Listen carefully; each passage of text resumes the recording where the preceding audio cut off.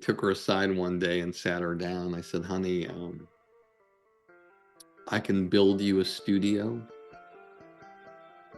I can hire musicians. I can get writers to write the songs. I can get a world-class photographer to shoot the cover of your album. I can buy all the instruments. I can hire an incredible producer to produce your album. I can set up showcases in New York and LA with the biggest people in the world to see you perform. I can give you all of that. There's only one thing that I can't give you. And her daughter says, what's that, Mom? She said, adversity.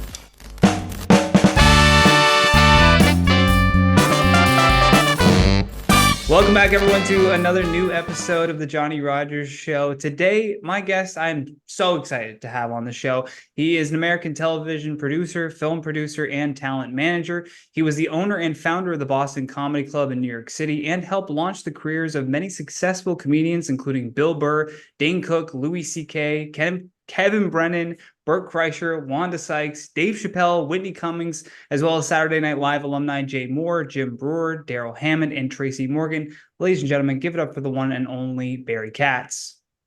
Holy shit birds. That was incredible, man. I can't believe it. I can't believe I made the cut. I mean, who knew that I helped Kevin Brennan? That's fantastic. I love That's according to your Wikipedia page. So I mean, you gotta get in touch with those people, I guess. I'm gonna have to close that down, that page. You're like spreading misinformation. It's all fantastic. Yeah. It's an honor to be here with you, and thank you for that unrehearsed speech. Yeah, totally, And, totally off the cuff, totally unrehearsed. That's how the show goes. People understand that. Now, when I reached out to you, I was like, I don't even know if he's going to see this. And that was, I do those messages a lot. I send a lot of messages to people where I go, I don't even know if they have the time, if they care to get to know me, if they care to do the show. And you responded with, it would be an honor. it is an honor because anybody who has an entrepreneurial spirit and has a way of forming words in sentences that actually make some kind of cohesive interpretation of the world. Yeah. I'm in, and Nice. I don't mind doing anything as long as it's in my spare time after what I'm doing, and of course we're doing this at 4 a.m, so it's all perfect. Yeah. That's what we could find the spare time for it. But I've got all the energy in the world, nonetheless. Now, I know that I'm sure a lot of times when you come on podcasts or you do interviews, people always want to ask you about comedy and comedy management and people you've worked with and whatnot. But I could think, because I am a comedian, I've been doing comedy for 13 years in Canada. And I'm sure there's a million questions that I could ask you about that too. But I bet I could find those answers in an interview. What I want to know and what I want to connect with you more on is podcasting. Why, what was it about podcasting that drew you to it, that made you stick with it? Because I've had probably 3 other podcasts before this one that failed. And this is the longest running podcast that I've done so far in all of my attempts. So I know it's not an easy thing to do. It's a lot of consistency and maybe a team around you. So what is it about podcasting that made you stick with it? Well, first of all, I should share with you and your audience how it happened. So I represented Jay Mohr for 25 years. For those of you who don't know who Jay is, he was on Saturday Night Live. He was in probably 30 movies with probably 15 Academy Award winners. Had a great turn. His first big role was Jerry Maguire with Tom Cruise. And I wanted him to start a podcast, and he really didn't see the value right away because at that time, really, Marc Maron was one of the few comics doing it, and he couldn't really see how it was going to help him. But we talked a lot about it, and we came to an agreement that he should do it. And it was the night before his first podcast, and he he called me up and he said, "Hey, Katz, listen, I want you to be my first guest." I'm like, Jay, I'm not a, I'm not a guest. I don't do these things. I'm a manager. I'm a TV and film producer. I don't. He's like, be at my garage at 7. I said, Jay, the purpose is to interview like comedians, people who have a following, Yeah. people who whatever. Be at my garage at 7. I'm like, Jay, I don't really don't think this is a good way to open your show. He said, listen, I'm not going to talk about it anymore. And he hung up on me. So I texted him. I said, listen, the only thing that I think would be interesting is if I were to talk about your career and the things that I think went well and the things that didn't go well based on the decisions you made. He said, great, let's do an inside baseball for, my career, and we'll do that. I said, are you sure? Because I'm going to bear everything. He Yeah. says, Yeah. go ahead. It'll be great. It'll be great fodder. So I do the podcast and he launches it, and it's the #1 podcast in the country that first day in comedy. I don't know what it is in the world, but in comedy, there was like Hmm. 500,000 at the time, like 500,000 people, or whatever. And he wasn't even into social media. He wasn't really into it that much, but he had a radio show or something on Fox. I can't remember what it was. Anyway, so I was the recipient, the coattail recipient of this thing. And he kept getting all these, you know, this feedback, like how amazing it was and he kept calling me like almost every 2 hours. He says, Katz, you're 100%er. I said, what does that mean? He said, there hasn't been one bad comment. That's And amazing. he said, will you come back and do my show next week? I said, Jay, you got to have other people. You can't have it just me. This is crazy. He's like, be Yeah. at my garage at 7.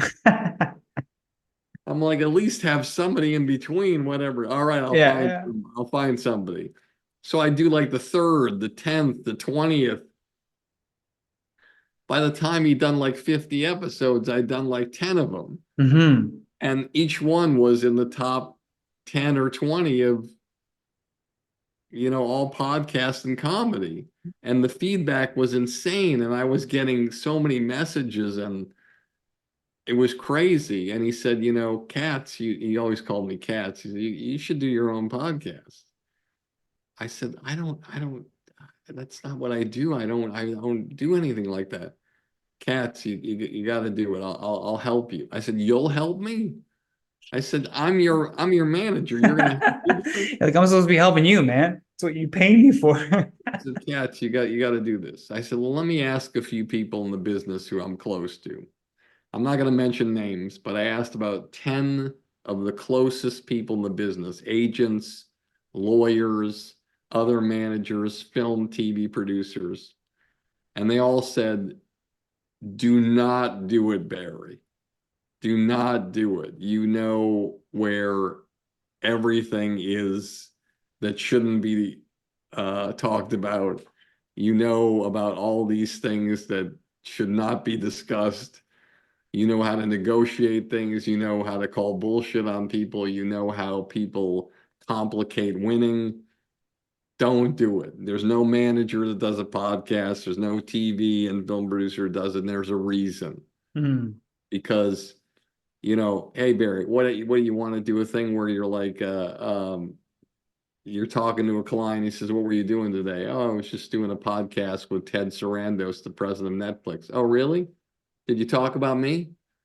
Did you talk about me? How did you get it? You gonna get him to do my podcast? How come you have better guests than me, Barry? Yeah. How come Yeah. you're not Yeah. working? How come you're not working for me? What do you do? Yeah. And Yeah. so everybody told me not to do it. And which always is a great sign to me that tells me to go the opposite direction. I was gonna say that I follow the same North Star. Someone says don't do that, I go, why? And so I did my first episode, and I asked a friend of mine to do it, who told me not to do it, probably, if I remember correctly. And it was Doug Herzog, who was the president of Viacom Entertainment. He was formerly the president of MTV, formerly the president of Spike, formerly the president of Comedy Central, formerly the president Wow. of where else? Fox, and now was the president of Viacom, in charge of, like, 7 networks. And he was the first guest, and I launched that podcast. And I remember I was going to a meeting, and Jay Mohr called me because he had helped me get this podcast launched. And he said, listen, I want you to come down to the radio show, because he was doing a Fox radio show in the morning, sports. And I said, listen, I can't come by. I got too many things going on. He said, get over here. I said, Jay, I can't do it. He says, get over here. And he hung up on me. Again, another a running theme, just And so I went over there, and he waved me into the studio during the commercial break, and he had his laptop open. And he had it open on the iTunes master page. And my podcast had launched at number 3 in comedy. And I had no social media. I had nothing. Yeah, yeah. Nothing. I've never been Wow. that kind of person. And so then I realized, okay, there's something happening here, and I have a niche where I can help people, but I also can be entertaining with it, but I can offer something where people can be entertained. And that's one of the things that's really been amazing about it. Like, if I do run into somebody, like, let's say for sake of argument, just mention, let's say I run into Ted Sarandos.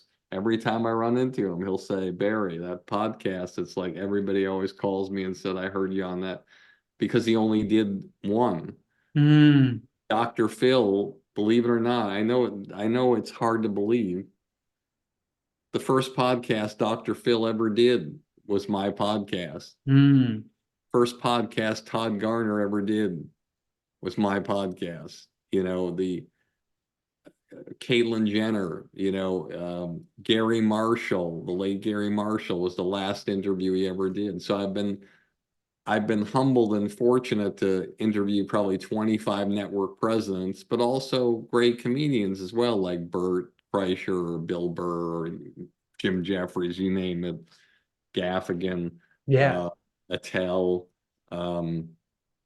And so it's been a wealth of information. So the reason why I love it is because I know it sounds corny, but I don't know why. I can't explain to you why, but I really love helping people. I love being of service, because I've been doing this a long time. And as you can tell by looking at me, my state of disarray and homelessness. You look great, Barry. And so, and I've been there. I've Yeah, done, yeah. I started social media for comedians with Dane Cook. I've been to Madison Square Garden for 2 sold out shows, 40,000 people. Yeah. I I was there with Jeff Ross when we brought the roast to Comedy Central and sold it to Comedy Central. I've been there with an artist when he launched his comedy album at number 5, in the top 5 of the Billboard charts, not comedy, Hmm. the Billboard Yeah. charts. Lady Gaga, Madonna, the Rolling Stones, Yeah, yeah. whatever it is, you can imagine, U2. I've been behind that door, behind the band at Saturday Night Live, where the host walks out. I've I've I've experienced every single thing you can imagine, but the one thing you don't get to experience, like, for instance, I've had 4 clients on Saturday Night Live that I got on Saturday. I represented 7 who were on the show, and it's the greatest feeling in the world, but you only help like one person. Hmm. And you help more than one person, but you help, you know, like Lorne Michaels, you help NBC, you help whoever it is at the studio, but you also inspire millions of people to laugh. You know, Yeah. when Darrell Hammond got SNL and I was representing him, you know, who knew that he'd be on for 14 years? You know, that's a lot of inspiration for people outside, but it's not helping the artists, you know, who don't have the resources. And I always wanted to be able to sort of like, if they could, have people help them Airbnb my mind for whatever information I had and help them move forward and do well. And podcasting is a way where you can reach people. And sometimes, you know, sometimes there's weeks where there's hundreds of thousands of people who will listen to something, and sometimes there's weeks where, you know, a fraction of that listen, but that's the what the world speaks, you know, and that's Yeah. the way it is. And I'm not going for like I'm going for a niche audience.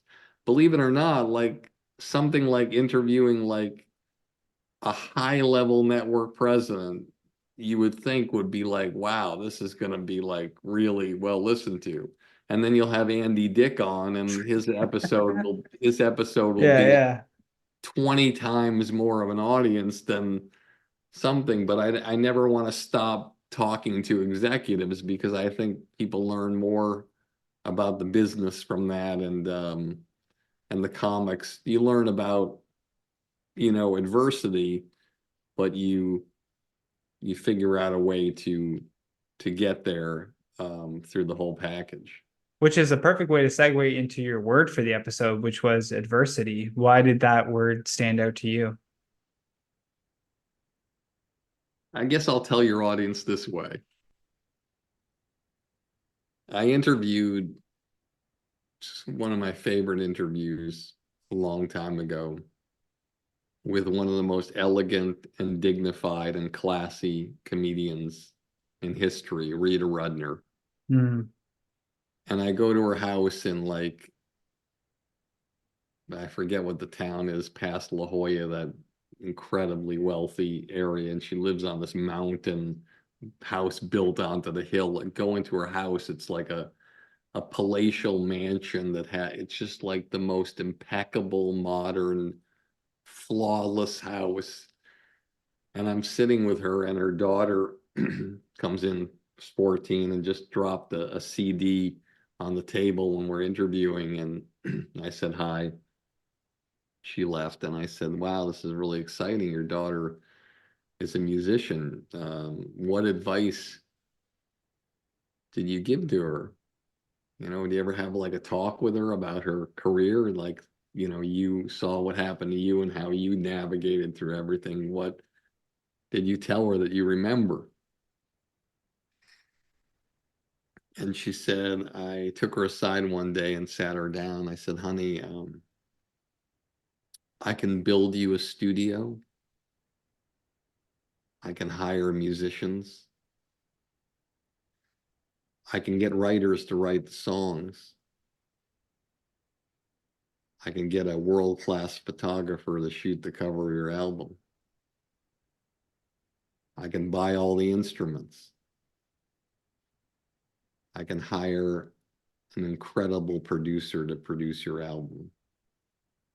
I can set up showcases in New York and LA with the biggest people in the world to see you perform.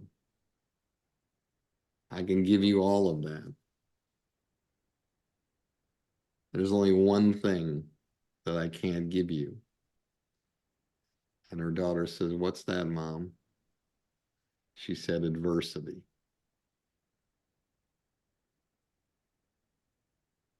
And adversity is what takes us all onto the path we need to get to. Mm-hmm. The thing anybody listening who's a parent, one of the most fascinating things about being a parent, if you ask any parent, what do you want for your kids? Oh, that's easy. I want them to be healthy. I want them to be happy. I don't want them to feel any pain. I Hmm. don't want them to have any stress, no drama. I want them to have a relationship that's beautiful and that has no conflict. I want them to have a great job that they thrive in. And if you have children that have that, they're ordinary. Yeah. So your children have to have their legs broken, not just metaphorically, but sometimes they have Yeah. Yeah. their legs broken. Constantly Sometimes they have humbled. Yeah.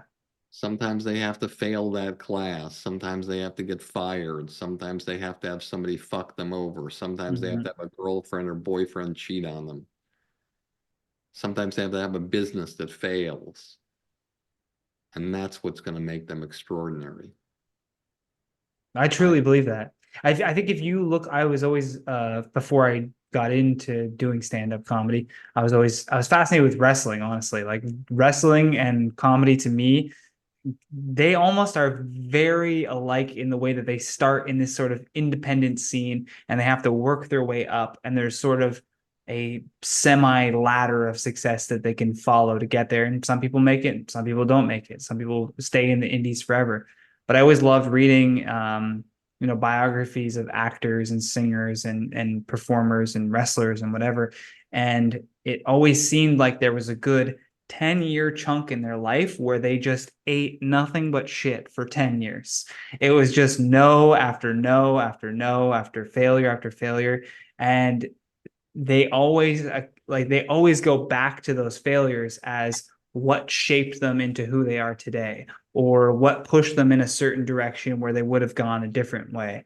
But it's like when you have that kind of burning passion to do something, it doesn't matter what the hell happens to you, you're gonna find a way to do that. Like for me, I before the pandemic, I got this amazing job where I was a YouTube host on these channels with like millions of subscribers. And I was like, this is it. This is gonna be my moment where I get a bunch of fans and then I start filling out shows and I can do my comedy. And I lined it up in my head. And then COVID happened. And they're like, we're shutting the studio down. We're gonna lay everyone off. And I was like, oh my God. And what I did in an act of desperation and facing adversity was because we used teleprompters, right, to read the scripts. So it looked like we were looking directly in the camera. I can't afford a $400 teleprompter. So I built one from garbage. I grabbed like a pizza box and I cut a hole out of it and I put like a picture frame in the hole and I used it to reflect the text off of my phone and built a teleprompter. And I sent that to my boss and he was like, if you're willing to build a teleprompter, I'll keep you on. And like it almost helped the other YouTubers who were there because I showed them how to build a teleprompter from scraps or whatever. And everyone sort of built their own. And then we kept the studio afloat throughout the pandemic. Because in my mind, I'm like, hey, man, everyone's going to have to stay home. What do you think they're going to do? Watch YouTube videos. And that's what happened. So many people built careers off of, being in the pandemic. yeah, the pandemic was the best thing that ever happened A to lot me. of people. To, and it's just, you have to do things when there's things that happen that make you survive things. It's incredible what you can do. It's like I always tell anybody that will listen without hanging up on me. They say, "How do I do that? How do I get into the improv? How do I get the Comedy Store to see me? How do I get up at the Laugh Factory? I don't know how to do it." I always look at them and I say, "Listen, if I have your family being held hostage and you're not going to see them again until you get on at the Laugh Factory, the Improv, and the Comedy Store, do you think you're going to get on?" Yeah, I think you're going to get on. Mm-hmm. There has to be a sense of urgency. And a lot of people don't want to have that sense of urgency. That's what I tell myself when I'm doing push-ups. If I don't finish this set, my whole family's going down. There you go. And then you push through. You find a way. You get stronger. It's amazing what'll happen when you realize that it's all in your head. And like people, I remember before I started this podcast, someone was telling me, "Oh, I'd really like to start a podcast," and I was like, "You should just do it." They're like, "What do you mean? I need a this and I need a that." I'm like, you're adding too many steps. You should just do it.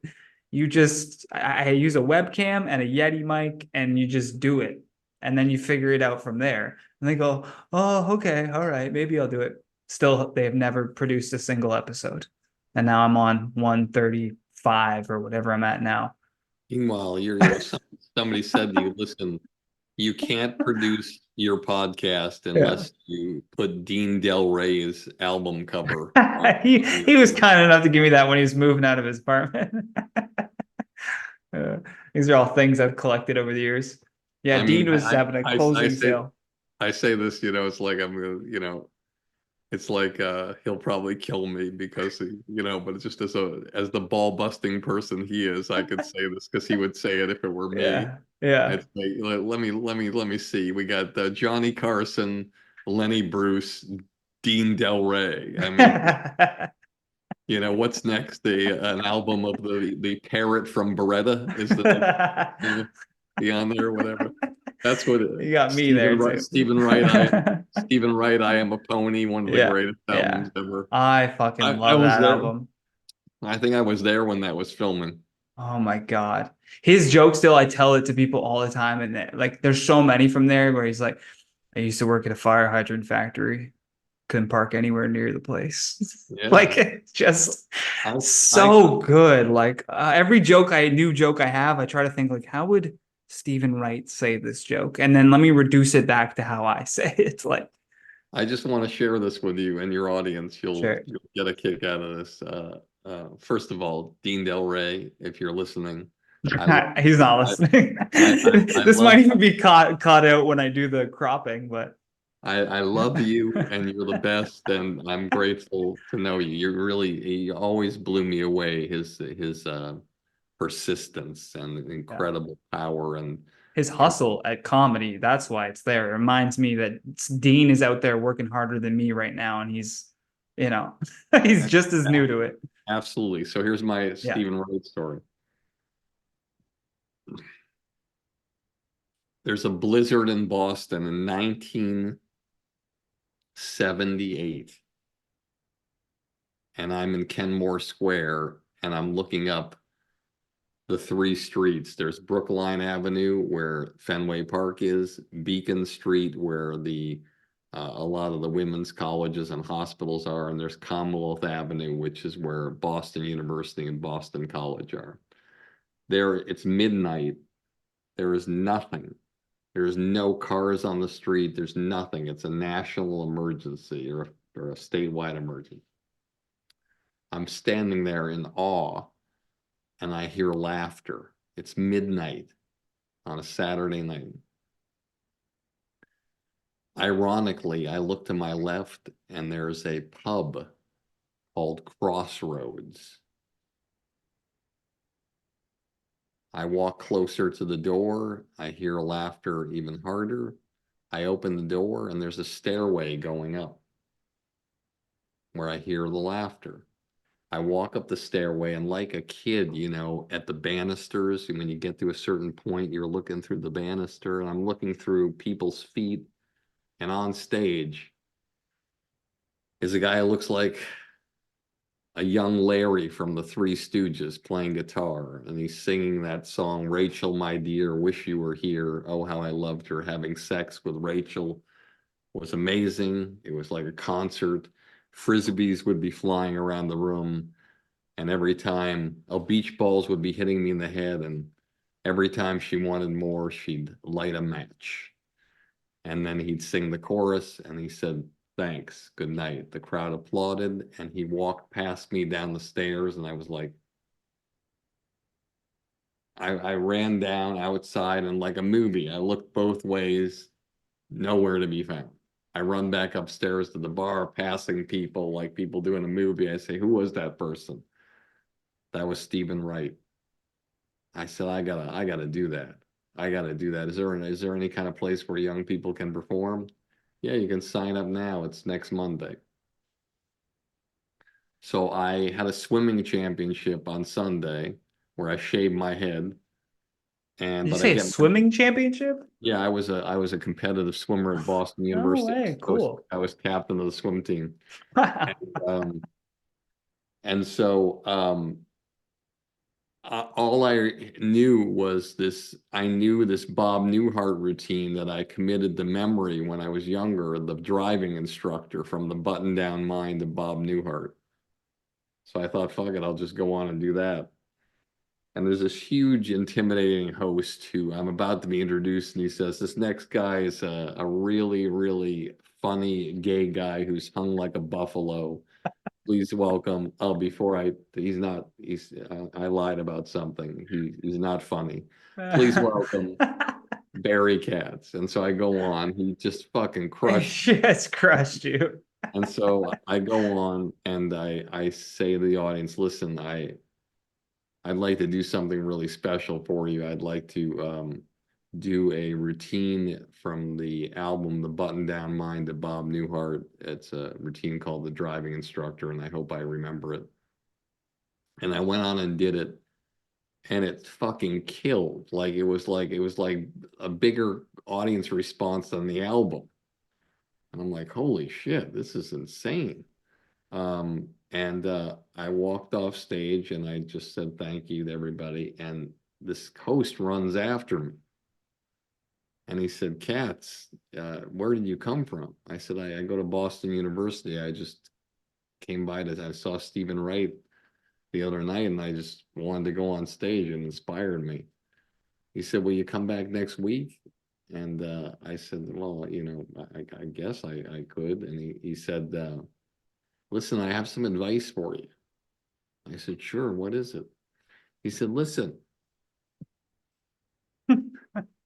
when you're doing somebody else's routine, don't say their name. Just take the fucking bit. Okay? Nobody will ever know. Okay? See you later, kid. And then I went back to my dorm room and started writing original material, and that's how I Yeah. started doing comedy. Wow. I love that. And that like inspired you to just keep hammering into the world of comedy.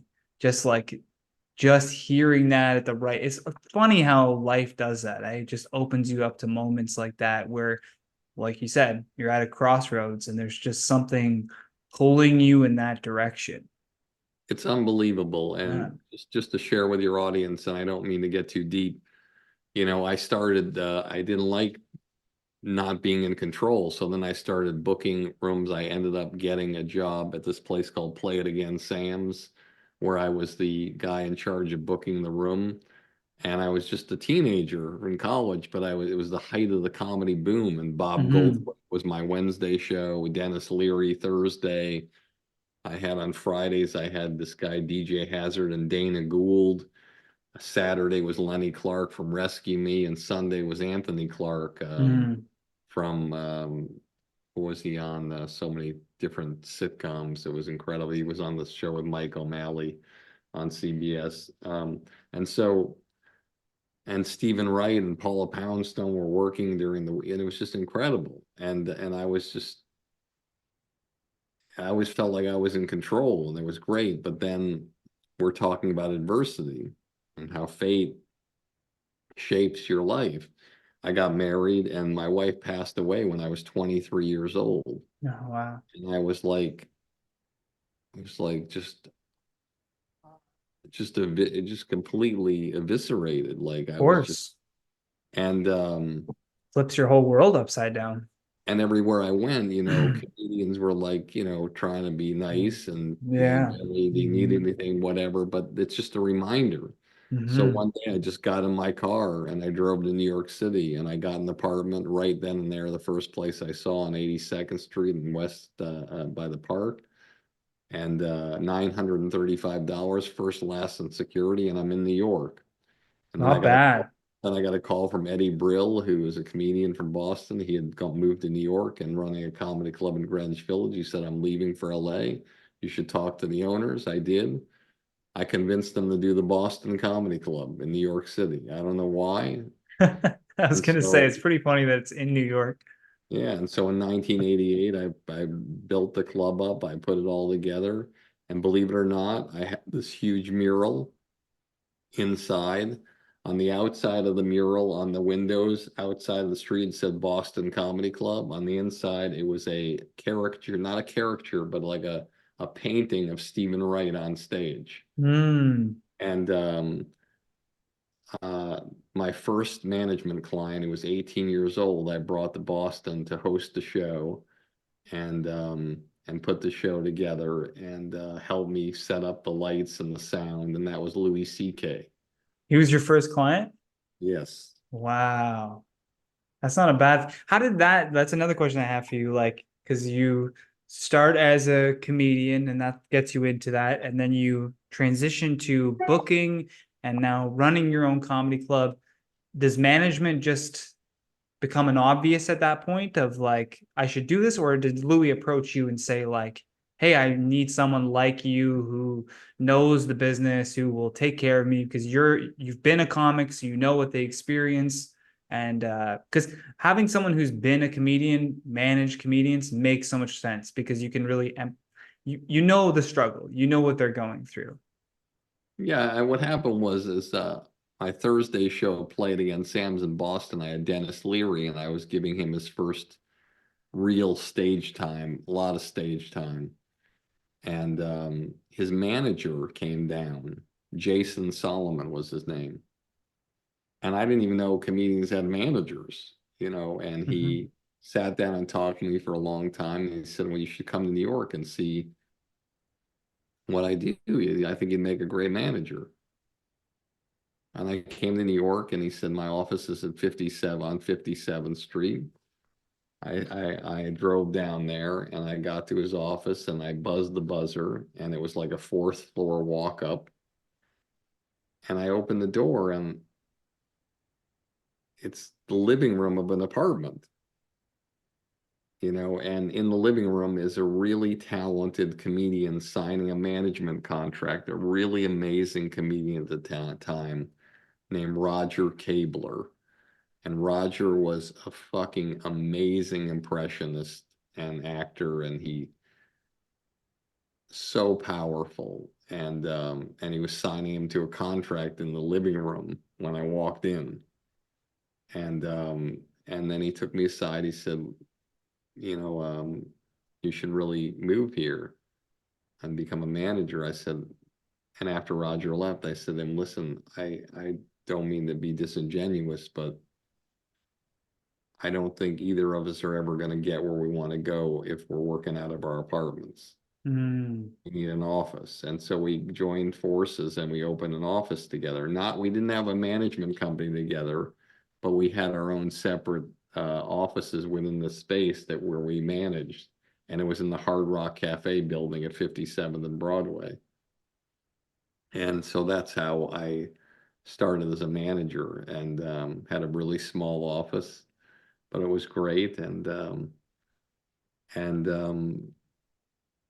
of course, now after the pandemic, nobody gives a shit whether you have an office or not. Yeah, It's, yeah, yeah. I was, How's your Zoom setup? That's what people say. I was setting up a pitch at Comedy Central, and it's Yeah. like, I'm like, why is it so, why does it only have to be on Wednesdays or whatever? It's like, well, that's the day we come in. And so it's like, but the pandemic, that's what's great about the pandemic. It allowed people who want to be unbelievably productive from their homes, like just insanely productive. I've never been more productive than because it's just driving to Century City, driving back, it's just a waste of Mm-hmm. and then there was never, clients, they just like to meet you for lunch or dinner. They don't want to fucking come by your office. Oh, yeah, yeah. So it's Talk to your like, secretary and yeah, wait in the waiting room and fuck that. so that's been really liberating and wonderful too. And Yeah. I think I've never accomplished more in shorter periods of time than this new world. What's also weird about the new world is that it's like this crazy thing where it's almost like when Dane Cook did his first album. Hmm. He released a CD, and 90% of the sales were physical CDs. And then on his last um, CD, it was 90% of the sales were digital and 10% were physical. And it's the same with communication. It's the weirdest thing. It's so bizarre. It's like the phone, like, used to always ring and ring and ring, and people would want that personal thing. And now it's like hundreds and hundreds of emails and texts, and it's like, and when you do talk to somebody, it's always normally, for the most part, through a Zoom, so you can be face to face with them, but they're set up, they're almost like scheduled as opposed to somebody calling so they can. And Yeah. so the whole day is locked up with all these things, but they're not traditional kind of things. Uh-huh. Or somebody will call you on your cell phone, or they won't call the office number as much. So it's really bizarre. But if it, I guess it makes people feel like they're more productive and they don't waste as much time on talking to somebody about their day or what movie they saw or whatever. But Yeah, yeah. I'm still old school and I still like to talk to people a lot. And even though they're shocked that I'll call them and talk to them, it's it's what I like to do. Well, I'll pass you my number. You can call me anytime, Barry. All right. I'm glad No, I made the cut. yeah. There's a question that I always ask my guests, and I need you to think of yourself when you were 15 years old. I always say you at 15 because it's easier for you to put yourself in that mind space of who you were during that time. And the phone rings, and it's you now on the other end of the phone. You don't have much time, but you can give them some advice maybe on the life you've lived. No matter what you tell them, it's not going to change your life. It's not going to change anything that's happening to you, but maybe you could offer up some advice to a young person in your shoes. Well, I think the question, like, I think that you're really trying to ask is, and maybe you already did, is that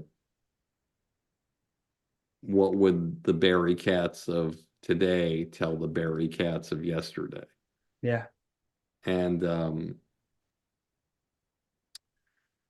biggest thing I tell them, and this has a lot of cylinders in the engine, so bear with me.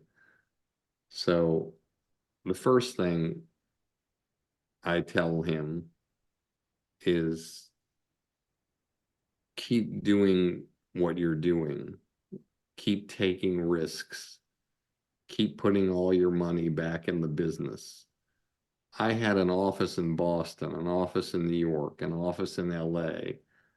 I was like, I had a part. I was spending so much money to create what I believed was something that would be innovative and successful. And I had a great eye for comedy and comedians. Um,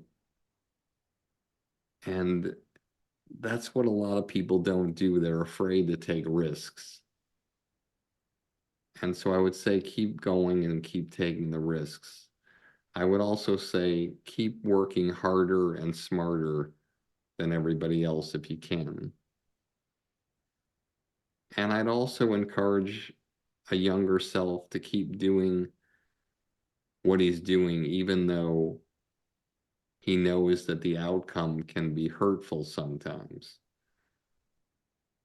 If you love doing a lot of different things, then do a lot of different things, but do them as well as you possibly can. I love producing television. I mean, I did Last Comic Standing, I think, for 9 years. I executive produced Whitney Cummings sitcom for 2 years. I've done over 40 1-hour specials. I I've done documentaries with Tom Hanks and Judd Apatow and Larry David. I've done documentaries on Houdini and JFK. I've done every single thing that you could possibly imagine, films. And and the thing about it is that if you love to do a lot of things, you should do it, but know when you do them that look, you're not going to always have everything you want in every department. You can't possibly be as extraordinary as you want to be in certain areas, and you got to pick which areas you want to be the most extraordinary in. I love management. I love being great at that. I take a look at somebody like Brad Williams, and it's insane, when I think to myself, to build with somebody together in their career with my talent and their talent, and to be with somebody where, a year ago he's working like a 300-seat comedy club in Dallas, and then a year later he's selling out a 4,000-seater there. It's, to see a guy go from an apartment to buying like a palatial mansion in LA with his family, and it's like, it's exciting to know that and I've always loved that. And I would tell my young self that,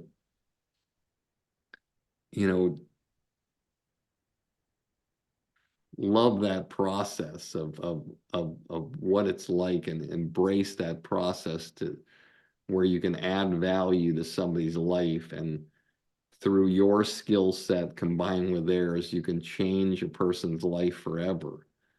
And I've been humbled.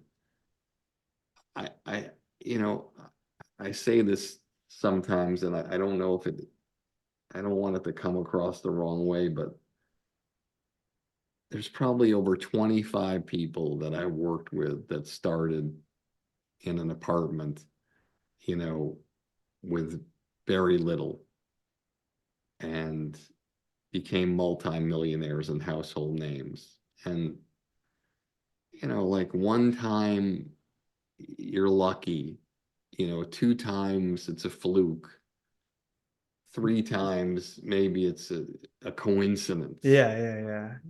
But when it happens over 25 times, Yeah. You're owed your flowers for sure, Barry. you Like have to, there's no doubt. so you have to look in the mirror and say, something's happening. I don't Yeah. know what it is. And I could look at you and I could look at my young self and tell them, I don't fucking know what's happening. I Yeah. don't know what I'm doing. I don't, there's no management college. Yeah. I have no, it's trial and error. And I'm so humbled by how it is. And I think the biggest advice that I'd give to my younger self is, don't be fearful when things don't go your way. Don't think that when you get bent over a coffee table by the business and it's behind you holding your hips and thrusting and saying you sure are pretty, don't believe for a second that you're not going to overcome that and go to greater heights if you believe in yourself and you believe that you're capable of that, because everybody takes the hits. There isn't anybody listening to your podcast or watching this that has not been crushed like a fucking bug by life. Mm-hmm. And we all know what defines a person is not how things go when things are successful, but how things go when they're not successful. I'll never forget this quote from Tom Hanks, because I did a documentary called Misery Loves Comedy, and he was one of the people in it. And he had this quote that I always loved. I'm sure he said it a million times, and your parents and your audience's parents have said it a million times. But the way he said it, it just was so great. And I'm paraphrasing, but he said, when I won the Academy Award for the first time, I had the greatest day and night of my life. I'm hanging out with Rita. We're going everywhere. We're holding the Academy Award. We get home at like, God knows, 6 in the morning. We're kicking off our shoes. We're giddy. And I say, Rita, I'll be right back. And he goes into the bathroom and he closes the door and puts the Academy Award down, probably on the toilet or whatever. And he looks in the mirror and he looks at himself and he goes, "This too shall pass." And then he went on to say, at his lowest moments he's ever had in his life, he would walk into that bathroom or wherever it was with that mirror and say, "This too shall pass." And if I were to say to my younger self or to anybody in the audience listening or watching, it's you have to understand that the greatest times of your life are going to turn into the worst times of your life, and the worst times of your life are going to turn into the best times of your life. That's the way the world goes. And you have to learn how to ride the wave. And if you can't ride the wave, you're not going to get on the shore. You're going to drown. Mm-hmm. And that would be the advice that I give to my younger self. I love that. I love these, like I was just having that conversation today too, with my girlfriend of saying like, I was talking to these very wealthy people today and they were complaining a lot. And I said, God damn, if you can't be happy when you're broke, you'll never be happy with more. Like you'll just continuously always find something wrong that you can complain about. And it's like that mentality, like Tom Hanks saying, "This too shall pass," shows me that that's why he's probably maintained a level of happiness through ups and through downs, is because he knows that like it's all just everything's just a moment and then it's gone and then it's on to the next thing. And you just have to find happiness beyond the external. My mother used to tell me, anybody who ever told you that money will make you happy never had any to begin with. And one of the first comedians, you mentioned your girlfriend, one of the first comedians I ever saw in Boston, his name was Bob Nickman.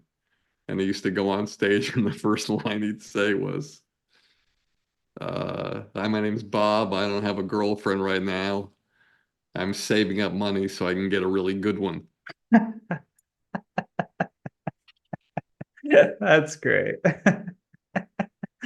Barry, I'm gonna share your Instagram stuff for people watching. It's at Barry Katz on Instagram, at Barry Katz on X, formerly Twitter.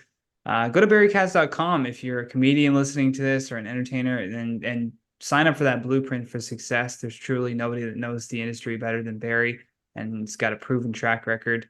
And check out the podcast Industry Standard with Barry Katz. I just listened to the Russell Peters one the other day, fellow Canadian. And yeah, I thought it was a really, really great episode. What blew me away, and I was kind of like, damn, that sucks, that even geniuses like Dave Chappelle will look at another comedian and go, "I'll never be as good as that comedian." And I'm like, that never goes away, eh? That just never you're always gonna be like, God damn, like I gotta work harder, I gotta do this. Like that person's so good. It never goes away. And I just before we get off, it's like I just like this blueprint thing I do in my spare time. It's like, again, any artist out there, anybody thinking of anything during the pandemic, I was just like, God, I could just sit around and relax and try to strategize things for the artist. That's not going to take up that much time. What can I do to do something that's of service? So I started this thing, and for a year I did like a beta test of what was happening with it, and I had like a group of 40 people in there. And then I switched it to this other platform and hired these people who work with Anthony Robbins. And in a year, there's 750 people in this community of artists, and I have meetings every Monday night. and we all meet and we talk about, they can ask me questions, they can talk to industry professionals, and there's 100 hours of content in there. And if they don't have any money, Wow. they can join for free and just listen. If they have some money, they can do a little bit here for some content, a little bit here for some content, or they can do more and they can actually meet with me at night, and talk about their career and how I can help them, give them advice to the next level. So it's just an amazing platform. Again, nobody is doing it like this, and I'm really, really proud of it. And the other day, I hope she doesn't mind. It's almost like AA. You don't want to break Yeah, people's yeah, yeah, for sure. anonymity because and that's the thing. I like to be people's secret weapon in this program. So it's like only the people in there know who's in there and who's getting the. But I think I can say this. I hope, and this is the kind of stuff that lets you know what you're doing. And again, everybody out there, there's signs that happen in the world that let you know you're doing the right thing or you're doing something that means something. So there's two examples I'm going to share with you. With the blueprint, I'm on a Monday call 2 weeks ago, and there's this woman on, and I like to just pick somebody and say, "Hey, I haven't seen you before. Where are you from? Whatever." And she said, I think she was from Chicago. I said, "Why did you come on?" She said, My brother for 10 years has been telling me, how impactful you were on his life." And he told me to come on this blueprint thing, and I just for like the last year I've said I'm not going on that thing. I'm not gonna do it. And he keeps hammering away at me, and finally I decided to come on, and I'm glad I did. I said, "Who's your brother?" She said, "Donnell Rollins." No way. And those are the things that let you know that you're. Yeah. And then on another side, like industry standard, the podcast, what lets me know that I was doing the right thing. I remember I interviewed the late George Shapiro. For those of you who don't know, George was Seinfeld's manager for 40 years and was the executive producer of Seinfeld. And I interviewed him, and it was an amazing interview. And I got a letter in the mail from George, and I opened the letter, and inside is another letter that's kind of like ripped open and written in pencil on it. He said, "Barry, I thought you'd appreciate this." And I open up the letter, and it says, "Dear George, I listened to your interview on Barry's Industry Standard podcast, and I want you to know it was fantastic. I could listen to it another 10 times. Thank you so much. I love you and have so much respect for you, Judd." And No. that's when you know you're doing something when Judd Apatow is listening to the things that you're working on, when Bill Burr tells you that he listens to your podcast. It's like, what do why? Yeah, yeah. Your instinct as a person is to be self-deprecating. It's to be like, "Hey, that's not, come on." Hmm. But the point is that the world has a plan, and the world will show you things, and it'll tell you things. And I've done a lot of things that haven't worked. I've done a lot of things that have worked. But the one thing I'm proudest of is if I start something, I want to do something that actually helps people. If I start my YouTube channel and people go on and subscribe, it's like I want something there that's going to be like, I don't want it to be there because I want to make money. I haven't made money a podcast. I don't need to make Yeah. money. I don't need to make money off these things. It's just a thing but like if people go, they're gonna be inspired. They're gonna watch Steph Tolev talk about how she had three She's great. jobs, 2 years ago, riding a from Toronto, came to LA. I remember watching her when I was in Toronto, grinding in the open mic scene and watching Steph Toll just crush, just absolutely crushed so many comedians in Toronto that are now off doing like amazing, amazing things. And it's just inspiring to see where she's taking it right now.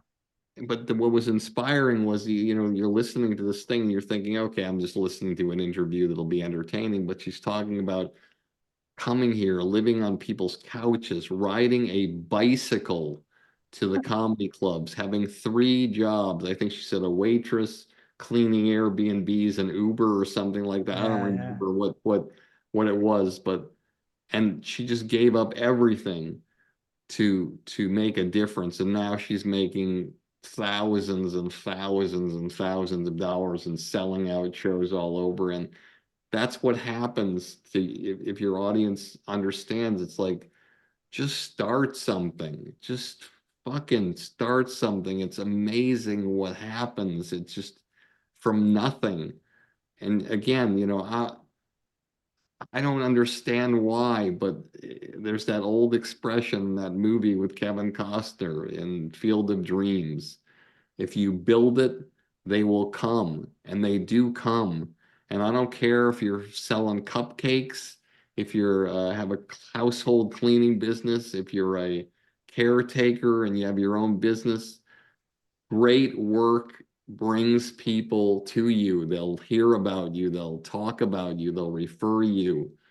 If you do extraordinary work and I always say, if you're undeniable, you can't be denied. And everything will happen to you, what you want to have happen to you. Look, you said to me, I tried 2 podcasts, I failed. And now your podcast is succeeding. Succeeding just by this podcast. This is the benchmark right here. It's all downhill from the Barry Katz interview. Somehow I doubt it. I'm peaking right now, Barry. I got a new background.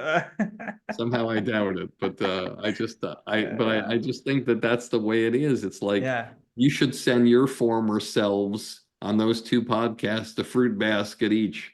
Thank you. Yeah. Thank you for failing. And so I can get to this new podcast. 100%. And like, it's just about like certain things just needed to align to make the realization of my creative idea to do a podcast a certain way come to fruition. It just wasn't ready yet. And I kept trying to hatch the egg before it was ready. And it just was like, nope, that chicken died. Nope, that chicken died. This one's finally come to roost. Well, I'm glad I made the cut. Anytime, Barry. You're welcome back anytime you want to chat and hang out. I'm more than happy to have you. But I hope you have a wonderful rest of your night. That's what I was trying to say there. I will. Thank you so much. I'm very grateful to you. I really appreciate it. Of course. All right. Good night, Barry. I'll send this to you when it's up. Thank you so much. All right. Bye. You've been listening to The Johnny Rogers Show. New episodes air every Friday at 8 p.m. Eastern Standard Time.